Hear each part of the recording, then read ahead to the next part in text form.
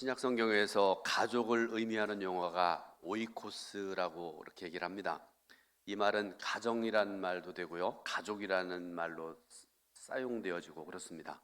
어떤 경우에는 가족이 생활하는 건물로서의 집을 뜻하기도 합니다. 그리고 성경에서 말씀하는 가정, 그리고 가족은 남녀의 만남으로 시작되어집니다. 그래서 사랑하게 되고요, 결혼하게 되고 가정을 이루게 되는 것이죠. 예수님께서는 마태복음 19장 3절부터 9절 말씀에서 결혼의 의미에 대해서 말씀을 하고 계세요.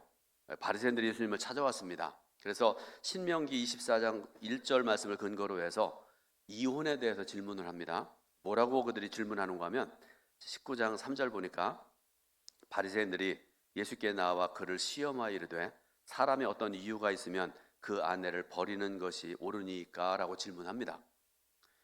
이 어리석은 질문에 대해서 예수님께서는 창세기 1장을 인용을 해가지고 사용을 해서 창조주 하나님께서 남자와 여자를 하나님의 형상으로 만드셨다는 것을 말씀을 하십니다. 4절에 사람을 지으시니가 본래 그들을 남자와 여자로 지으시고 이렇게 말씀을 하시는데요. 여러분, 본래라는 말씀이 나오는데요, 이 본래라는 말씀의 뜻은 하나님께서 결혼 제도를 시작하신 때를 가리키는 그런 말입니다. 그러므로 결혼은 세상 시작 때부터, 그러니까 하나님께서 세상을 창조하셨을 때부터 한 남자와 한 여자의 연합, 그것이 바로 결혼이었습니다. 그리고 예수님은 결혼을 남자가 부모를 떠나 아내와 한 육체를 이루는 것이다, 이렇게 정의해서 말씀을 하고 계십니다. 부모를 떠나는 목적은 부부의 연합입니다.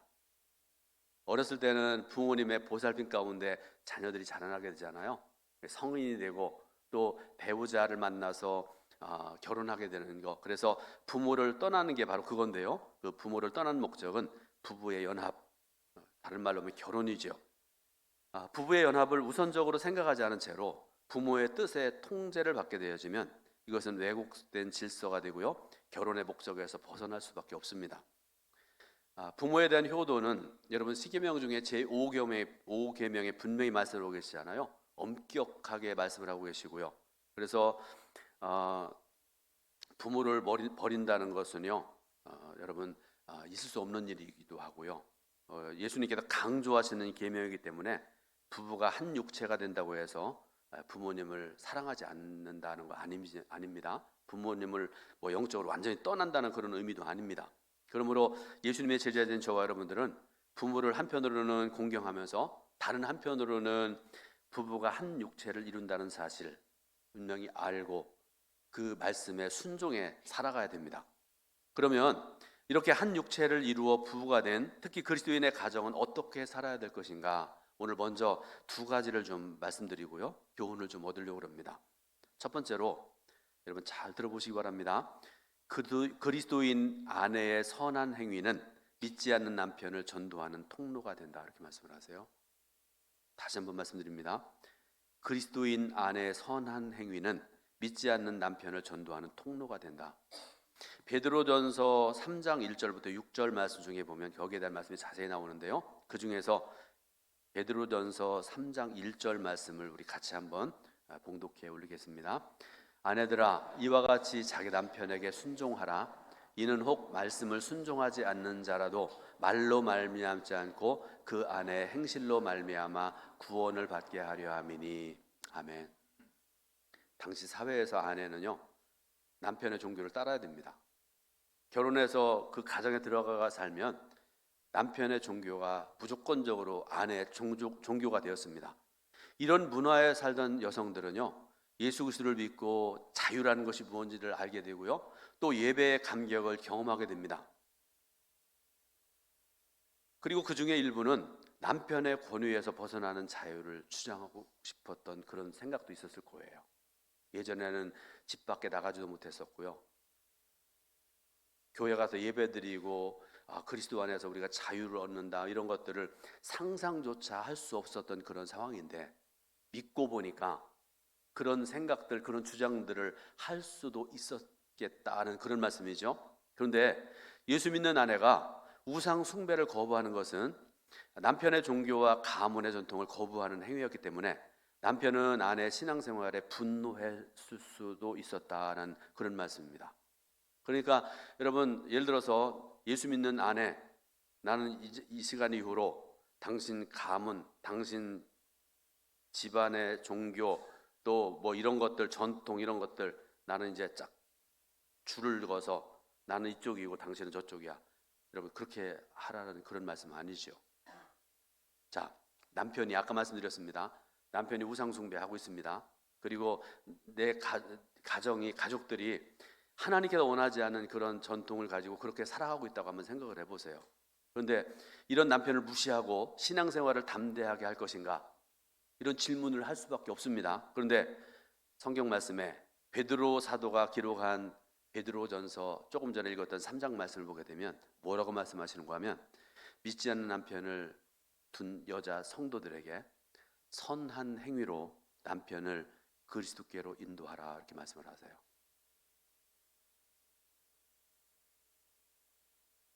여인 여러분,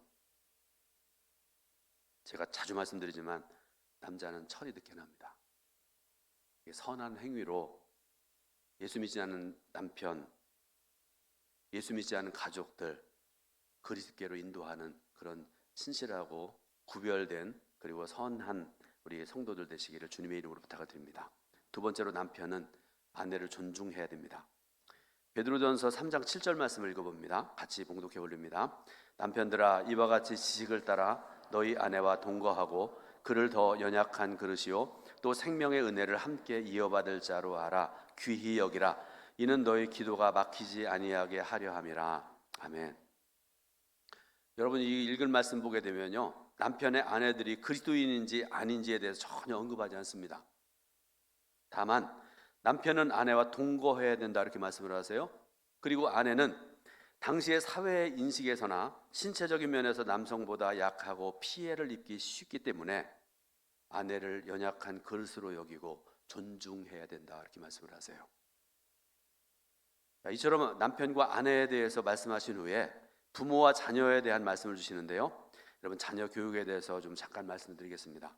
우리가 어느 정도 알고 있는 바이기도 한데요, 유대인의 자녀 교육은 세계적으로 유명한 거 여러분 알고 계시잖아요. 얼마나 철저하게 가르치고 그렇게 키우는지요. 성경적으로 말씀드리면 여러분, 신명기 6장 4절부터 9절을 뭐라고 말씀을 하세요? 쉐마, 어느 앞에서 장로님 말씀하신 것 같은데요, 쉐마입니다. 신명기 6장 4절부터 9절은 쉐마입니다. 이 쉐마를 바탕으로 유대인 가정에서는요, 여호와 하나님을 믿고 섬기라는 교육을 어려서부터 해온 것이죠. 평생토록 하나님을 떠나지 아니하고 하나님을 의지하고 사랑하고 경외하고 말씀에 순종하고 살아가라. 입만 열면 부모들이 자녀들에게 가르쳤다, 그런 말씀이죠. 그리고 유대인은요, 태어나면서부터 가정의 부모님을 통해서 가족의 전통을 배운다고 그래요. 우리 가문은 이렇게 하나님을 경외하고 이렇게 살아가고, 또 가문마다 그런 거 있을 거 아니겠습니까? 그거를 부모님이 자녀들에게 가르친다, 그런 말씀이죠. 그러니까 한쪽에는 하나님의 율법을 배우고 쉐마를 배우고 한쪽에는 가문의 전통을 배우고 자라났다, 그런 말씀이죠. 자, 유다의 역사가였던 요세푸스는요, 유대 전통의 가장 큰 특징이 자녀 교육이라 이렇게 얘기하고 있는데요, 자녀는 가정에서 먹어야 될 음식과 먹지 말아야 될 음식들을 배우죠. 그리고 안식일 규례, 또 하나님의 율법을 통해서 우리 믿는 사람들이 어떻게 살아가야 되는가에 대해서 배울 뿐만 아니라 어떤 사람을 동료로 만나고 만나지 말아야 될 것인가, 이런 것들을 다 배웠습니다. 그래서 요세푸스의 아피온에 대한 반박이라는 글에 보게 되면요, 아마 둘이 논쟁을 했던 것 같아요. 신앙적인 문제 가지고. 짧은 글인데 제가 여러분들께 읽어드리겠습니다. 우리의 주요 관심은 자녀를 잘 교육하는 것이며 우리는 이것이 우리의 전생애에서 가장 필요한 것이라고 생각한다. 주요 관심은 우리에게 주어진 율법을 준수하는 것이고 우리에게 전수된 신앙의 규율을 지키는 것이다, 이렇게 얘기를 하고 있습니다. 그리고 또 요세푸스에 따르면 유대인 자녀들은 부모로부터 율법과 조상의 신앙을 배웠다.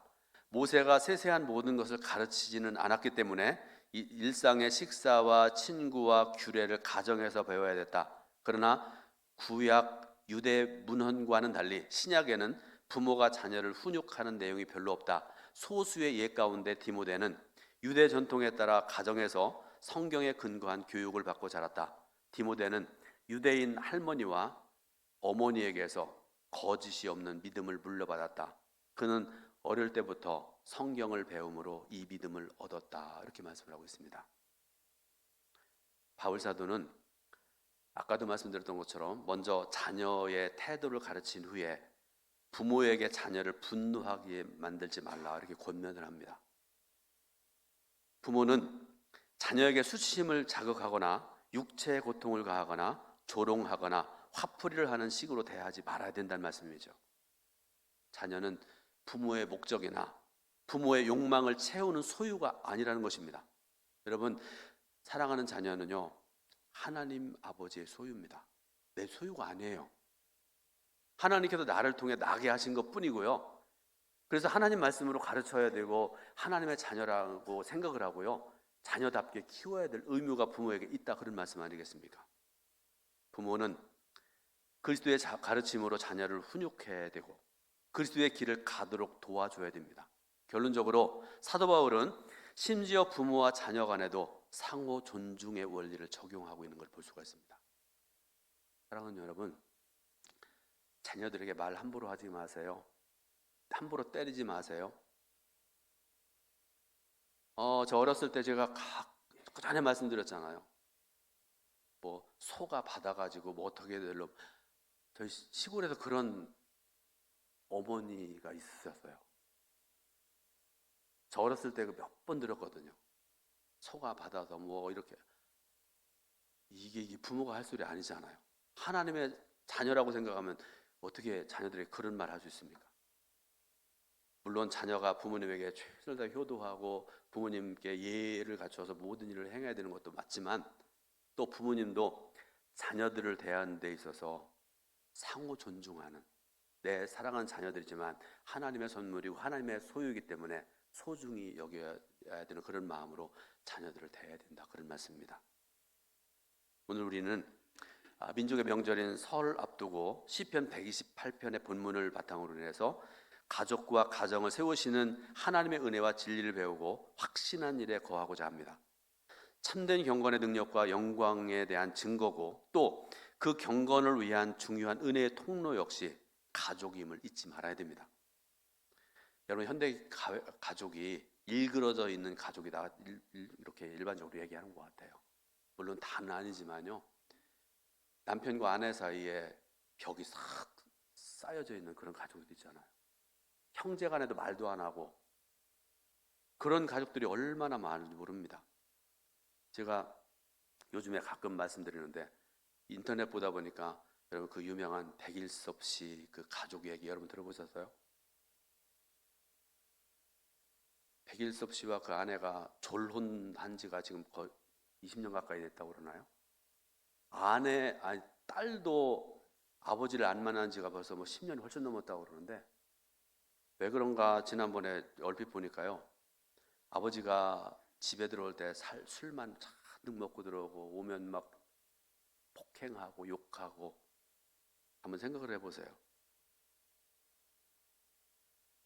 가정들이 이런 아픔들, 이런 것들로 인해서 훼손되어지고 일그러져 있는 그런 속에서 우리가 살아가고 있는데요, 오늘 여러분 이 시간에 성령 하나님께서 이 말씀을 통해서 하나님 아버지께서 의도하시는 참된 가족상을 재인식하게 하시고 소망을 갖게 하시기를 바랍니다.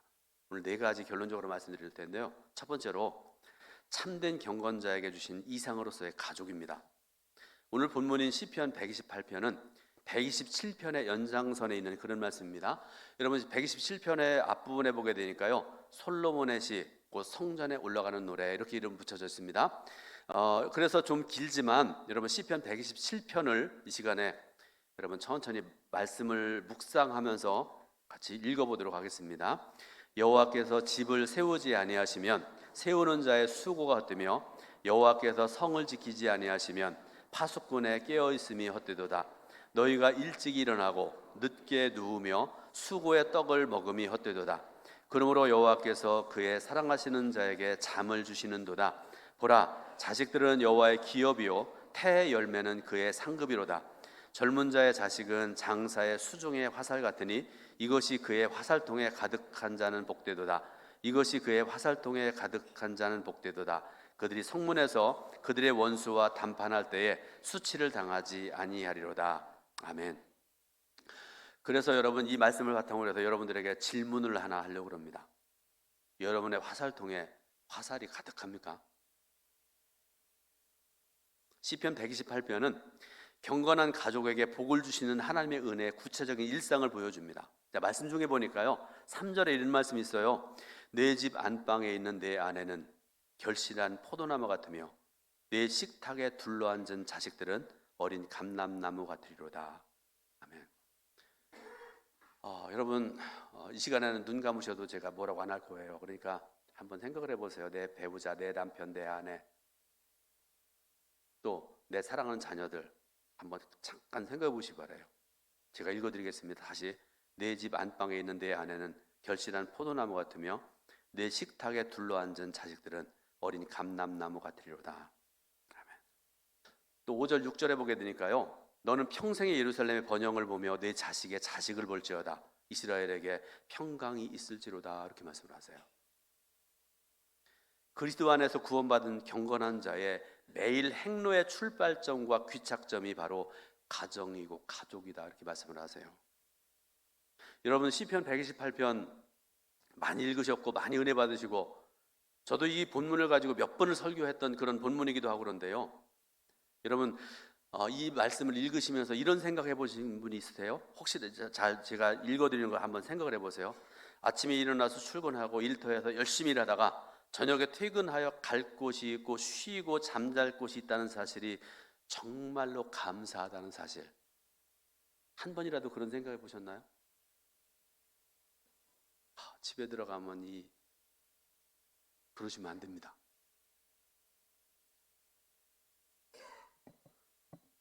때때로 그게 얼마나 감사한지 몰라요. 저희 집에는 강아지까지 있어가지고 얼마나 좋은지 모르겠습니다. 아내보다 저를 더 사랑하는 것 같아요, 강아지가. 감사하죠. 좀 조심스러운 얘기이기도 한데요, 제 대학 동창 중에 저희 동기들 30몇 명이 지금 카톡방에서 계속 이렇게 얘기도 하고 그러는데, 그 중에 한 사람이 초청하면 나가고 그래요. 그 친구가 학교 다닐 때도 괜히 가난하게 살았어요. 시 쓰는 그런 애였는데요, 부모님 없이 어렵게 자라났대요. 공부 잘해가지고 하여튼 학교 들어왔는데, 그때도 그렇게 친구들과 교제 별로 없었는데요, 초청하면 자꾸 나오고 그래요. 그 이유를 제가 생각을 해봤습니다. 또 제가 지난 주간에 또 들었던 그런 얘기인데요, 가까운 목사님으로 들은 얘기인데, 부모님이 이혼해서 할머니의 손에서 어렵게 자라났답니다. 열심히 공부했고 고등학교, 중학교 물론 순서가 바뀌었지만 대학에도 신학교 들어가서 대학원도 졸업하고 지금 목사님이 됐는데, 남자들은 일반적으로 그런 경우들이 있어요. 군대가 남자들의 도피처가 되는 경우도 있어요. 그렇죠? 여러 경우에 그렇습니다. 제가 아까도 일부 예배 시간에도 군대 얘기하다가 나라에서 받아주면 제가 은퇴하고 난 다음에 군대를 다시 한번 가겠다고 그렇게 얘기를 했습니다. 병장 월급이 100만 원이 넘는데요, 지금. 그 목사님께서 그런 말씀을 해요. 군대 갔다가 입대했다가 제대했는데 갈 데가 없더래요. 그땐 할머니도 안 계시고. 그래서 독서실에 가서 자고, 교회 교육관에서 구퉁이에 가서 잠을 자고, 친구 집을 전전하고 그렇게 살았대요, 한동안. 사랑하는 여러분, 3절 앞부분에 내 집 안방 이렇게 말씀을 하고 계세요. 여러분, 이 내 집 안방은요, 부부의 방이기도 하고요, 그 가족의 심장이고 젖줄입니다. 부부에게서 태어나게 하신 하나님의 선물인 자녀가 그곳에서 젖을 먹고 자랐고 훈육을 받고 어른이 되어가는 그런 곳입니다. 두 번째로, 하나님께서 최초로 세우신 인간 제도인 가족에 대해서 말씀드립니다. 하나님께서 세상을 창조하실 때 하나님의 형상대로 사람을 지으시고 가족 제도를 염두에 두셔서 사람을 남자와 여자로 지으시고 서로 사랑하게 하셨습니다. 근데 여러분, 이런 생각을 해보셨나요? 제가 말씀 준비하다가 가족제도 좀 생각을 하다가 사자성어가 생각이 안 나가지고 제가 아프고 난 다음에 잘 생각이 안 나요. 예전에 알았던 그런 것인데 짧은 얘기인데 들어보세요. 제가 생각한 거예요. 가족제도가 얼마나 소중한가. 가족제도가 참으로 신묘막측하기에 그지없다. 신묘막측이라는 말 뜻을 제가 알려드리겠습니다. 신통하고 묘해서 미리 예측할 수 없다. 가족이 그렇잖아요. 여러분, 부부관계도 그렇지 않습니까? 사랑할 때는 세상에 다 팔아도 아낄 것 없는 것 같은 그런 사람인데 싸우면 쌩하잖아요. 언제 어떤 방향으로 갈지 모르지 않습니까? 하나님께서 가족을 세우신 것이 바로 이것이라 그런 말씀인데요. 만약에 하나님께서 가족 제도를 세우지 않으셨다고 그러면 인간의 역사가 어떻게 이어져 왔겠는가 그런 생각을 합니다. 하나님께서는 아담과 하와가 하나님을 경외하고 자녀를 낳고 그 자녀를 하나님을 경외하는 자로 길러서 계대적으로 하나님을 영화롭게 하고 복을 누리게 하려고 하나님께서 계획하시고 모든 일 이루고 하셨습니다. 이런 하나님의 섭리 가운데 우리가 가족에게서 태어나 자랐고요. 또 가족을 이루고 자녀를 낳았고요. 또 그 자녀들이 가족을 이루어 자녀를 낳아서 기릅니다. 그러니까 여러분, 가족은요, 하나님께서 사람을 복되게 하시려고 설정하신 축복의 셈입니다. 그래서 하나님께서는 그 축복의 셈을 위해서 결혼을 해서 부부로 만나게 섭리하셨고요. 주권적인 은혜로 자녀를 주셨습니다. 그러므로 사랑하는 성도 여러분, 내게 이런 소중한 가정을 허락하신 하나님의 은혜 늘 감사하시길 바라고요. 하나님께 영광 돌리는 복된 삶을 살아가시기를 주님의 이름으로 축원드립니다. 세 번째로 경건한 자의 가족에게 주신 소명이 있습니다. 제가 소명이라는 말씀 드렸죠. 가정에게 허락하신 소명이 무엇인가를 제가 잠깐 말씀드릴게요. 경건한 남편과 아내로서 자기의 자리를 지키고 자녀를 낳고 하나님을 경외하는 자녀로 양육할 책무가 구원받은 우리 모두에게 주어진 소명이라 그런 말씀입니다. 우리가 소명을 얘기하면 목사님이 신학교 가고 목사 되고 선교사님이 선교사님으로 세워지고 그것만 생각하는데요. 아닙니다. 조금 전에 말씀드렸던 가정 안에서의 소명도 훨씬 중요합니다. 굉장히 중요합니다. 하나님께서는 우리에게 소명을 주실 뿐만 아니라 그 소명을 감당할 수 있는 능력, 은혜도 주시는 하나님이십니다. 본문 1절, 2절에서 말씀하신 바와 같이 경건한 자에게 일하는 복을 주셔서 그 가족을 위해서 필요한 일용할 양식을 얻게 하신 하나님이십니다.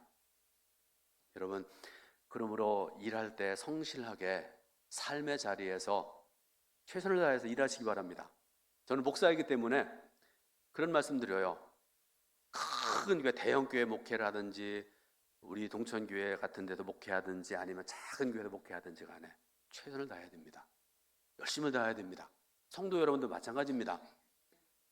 여러분이 삼성이나 LG 같은 대기업에서 어깨에다 힘주고 직장 생활하는 그런 사람이든지 간에 아니면 조그만 옛날에 어르신들이 학고방이라고 그랬나요? 거기서 일하시든지 간에 하나님의 사람으로서 성실하게 최선을 다해서 일하셔야 됩니다. 하나님께서는 그런 은혜를 주셨고 그런 복을 주셔서 그 가족에게 필요한 양식을 주시는 참 좋으신 하나님이십니다. 그런 삶을 살아가는 중에 내 집 안방에 있는 아내가 결실한 포도 열매같이 아름답고 사랑스러워 보이는 은혜를 주시는 하나님이십니다. 우리가 살아보지만요, 부부 사이의 그 경건과 그 속에서 주시는 하나님의 은혜는 참으로 거룩하고 아름답고 내밀한 능력을 가지고 있습니다. 그리고 거기에 자녀에 대한 부모의 자비한 사랑과 소망이 함께 어우러져 있습니다. 그래서 내 식탁에 둘러앉은 자식들은 어린 감람나무 같이 일하는 소망의 결실을 내다보게 하는 비전으로까지 작동되게 하는데, 여러분, 이 모든 것이 하나님의 은혜입니다. 마지막으로 경건한 자의 집에 복을 주셔서 선하신 하나님의 뜻을 이루시는 참 좋으신 하나님이십니다. 우리 한 개인의 경건은요, 개인의 행복으로 끝나는 게 아닙니다. 하나님의 이름과 하나님 나라와 하나님의 뜻과 연관되어 있습니다. 그리고 이것은 성경에서 늘 말씀하는 바이기도 합니다. 예를 들어 보겠습니다. 창세기에 보면 요셉이라는 사람 나오죠. 얼마나 경건한지 몰라요. 여러분 10대에 그렇게 구별되고 하지 말아야 될 것 절제하고 이렇게 살아가는 게 쉬운 일이 아닙니다. 굉장히 어렵습니다. 그런데 요셉은 얼마나 경건하고 얼마나 신실하게 살았는지 모릅니다. 그런데 여러분, 이 요셉의 한 사람의 경건이 하나님의 거룩한 목적을 이루는 통로와 방편이 되게 하신 하나님의 섭리, 너무나 신비롭고 너무나 아름답지 않습니까?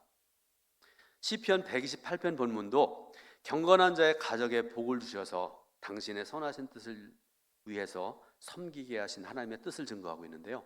오늘 읽은 말씀 중에 4절, 5절, 6절 말씀을 같이 봉독해 올리겠습니다. 여호와를 경외하는 자는 이같이 복을 얻으리로다. 여호와께서 시온에서 내게 복을 주실지어다. 너는 평생의 예루살렘의 번영을 보며 네 자식의 자식을 볼지어다.